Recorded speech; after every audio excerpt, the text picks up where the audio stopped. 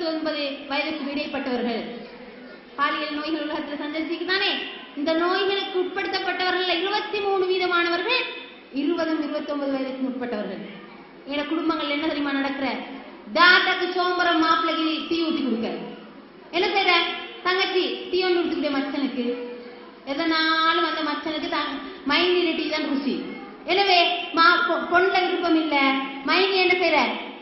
தன்னோட சொந்த சகோதரி இருக்கின்ற நிலையிலே தனது மச்சானோடு ஓடி செல்கின்றார்கள். கேட்கிறோமா இல்லையா? கேட்கிறோம்.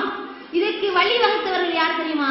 மகரமான அஜினமான உறவு முறைகளை பற்றி பேசின மட்டும் போதாது, அது வீட்டுக்குள்ளுக்கு அப்படியே நிலைநாட்டப்படணும். நிலைநாட்டப்படுமாக இருந்தால் இந்த முஸ்லிம் சமூகத்தின் நிலைமையோ வேறையாயிருக்கும்.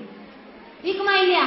பாருங்க, புள்ளைகள் அட்டை முடிச்சுறாங்க. நீங்க அவளை மட்டும் முடிச்சு தராட்டி நான் நெருப்பு வச்சு கொள்வேன், தற்கொலை செஞ்சு கொள்வேன், தூக்க மாத்திரைகளை விழுங்கிடுவேன். உம்மட உயிர் போறதுக்காக வேண்டி தன்னை அர்ப்பணித்தனும் தாயை காப்பாற்ற வேண்டும் என்ற உணர்வு எந்த பிள்ளைக்கால் மறந்திக்கா? பாசம் எங்க போகுது? வெறுமனே வேஷமான இந்த உலகத்துல பாசம் எல்லாம் வேற யாருக்கோ போகுது. கேட்கலாமா சகோதரிய தாய்மார்களே?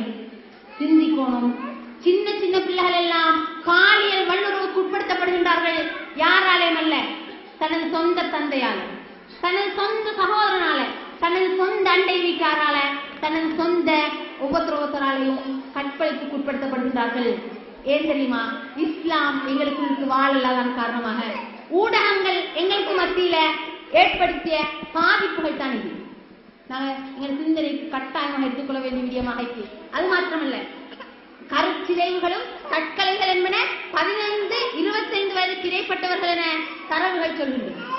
15-25 வயதுக்கு இடைப்பட்டவர்கள் தான் அதிகமானவர்கள் தற்கொலை செஞ்சு போறதுக்கு காரணமாயிருக்கு. அது மாத்திரமல்ல, தற்போதைய கணிப்பின்படி ஒரு நாளைக்கு 750 கருக்கலைப்பு நடக்குதாம். என்ன நடக்குது? ஒரு நாளைக்கு 750 கருக்கலைப்பு. அதே மாதிரி 50% கருக்கலைப்புகள் திருமணமாகாதவர்களுக்கு நடக்குது. 50% கருக்கலைப்புகள் திருமணமாகாதவர்களுக்கு மத்தியில் நடக்குது. இஸ்லாம் என்ன சொல்ற? நாம் உண்மையிலே சிந்திக்க வேண்டும் சகோதரர்களே. இது மாத்திரமல்ல, இவர்கள 80% கல்லூரி மாணவர்கள். 80% கல்லூரி மாணவர்கள். மாணவர்களுக்கும் மாணவிகளுக்கும் மத்தியில ஒரு கட்டுப்பாடான ஒரு வாழ்க்கை அமைய வேண்டும். அந்த ஊடகத்தில் ஏற்படுத்துகின்ற பாதிப்புகளின் விளைவாகத்தான் இப்படியான ஒரு சிந்தனை போக்கு பரவலாக காணப்படுது. இது மாத்திரமல்ல, தாய்லாந்து, இந்தியா, பிலிப்பைன்ஸ் மற்றும் ஆப்பிரிக்க நாடுகள்ல விபச்சாரத்தை தொழிலாக பலர் செஞ்சு வராங்க.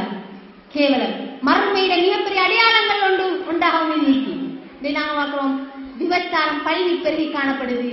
வறுமையின் காரணமாகவும் அல்லது வெளிநாட்டு மோகத்தில் அடிமைப்பட்ட பெண்களின் விளைவாகவும் இன்றைக்கு விபச்சாரம் சர்வசாதாரணமாக நடந்து கொண்டிருக்கு. நாங்க எங்களையும் எங்களது குடும்பத்தையும் பாதுகாக்க வேண்டிய ஒரு மகத்தான பொறுப்பீக்கு அல்லாஹ் சொல்கின்றார். நீங்க உங்களையும் உங்களது குடும்பங்களையும் நரக நெருப்பிலிருந்து பாதுகாத்துக் கொள்ளுங்கள். அதன் எரிபொருட்கள் மனிதர்களும் கற்களும். என்ன போல மனிதர்களும் கற்கள் நினைக்க போகுது. நவுதுபில்லாஹ். எங்கள் எல்லாரும் அந்த தீய சிந்தனையிலிருந்து பாதுகாக்க வேண்டுமாக இருந்தால் எங்கள் எல்லாரும் உள்ளங்களுக்கும் ஈமான் பலமானதாக மாற வேண்டும். இன்றைய உலகத்தில் சுமார் 27 வகையான பாலியல் சமூக நோய்கள் காணப்படுது. 27 வகையான பாலியல் நோய்கள் காணப்படுது. நினைக்கலுமா? இன்றைக்கு இளம் வயதில் என்ன, வயது போனவங்க என்ன, சின்ன பிள்ளைகள் என்ன, திடீர் நோய்க்கு உட்படுத்தப்பட்டு HIV தாக்கத்தினால் ஆட்கொள்களினால் பிள்ளைகளுடைய உயிரெல்லாம் பறிபோகுது. என்ன காரணம்? சமூகம் என்ற வட்டத்தில் நாங்கள் சிந்திக்கின்ற போது சமூகத்துக்கு மத்தியில எது நடக்கணும்? அல்லாஹ்வுடைய இந்த மார்க்கம் உறுதியாக பின்பற்றப்படுகின்ற ஒரு நிலை ஏற்பட்டு சைத்தானியத்தான வடிவங்களுக்கு நாங்கள் முற்று முழுதாக கட்டுப்படாதவர்களாக மாறோம். எங்கள் உள்ளத்துல சைத்தாண்ட ஆதிக்கத்துக்கு எந்த ஒரு நிமிஷமும் இடம் கொடுக்காததாக மாறணும். இந்த ஊடக முகத்தால் உள்ளங்களை ஆழ்படுப்பது இதற்கான அடிப்படை காரணமாக இருந்து கொண்டிருக்கின்றது. அது மாத்திரமல்ல, அன்புள்ள தாய்மார்களே, சகோதரர்களே, இந்த இணைய தளங்களினூடாக முற்று முழுதாக பயனடையக்கூடிய நிறைய விடயங்கள் இருக்கிறது. அதில் ஒரு முக்கியமான தான் அகதி பெண்கள் இணையத்தினூடாக மட்டுமே இதுவரை நிறைய பயன்கள் அடைஞ்சிச்சு. அவங்களுக்கு எந்த அளவுக்கு அறிவே இல்லை. ஆனால் அக்கவுண்டன்ட், மேனேஜ்மெண்ட், எழுத்துத்துறை ஆகியவற்றில் 110 பேர் வல்லுநர்களாக மாறிக்கிறாங்க என்று ஒரு டாக்டர் தகவல் சொல்றாரு.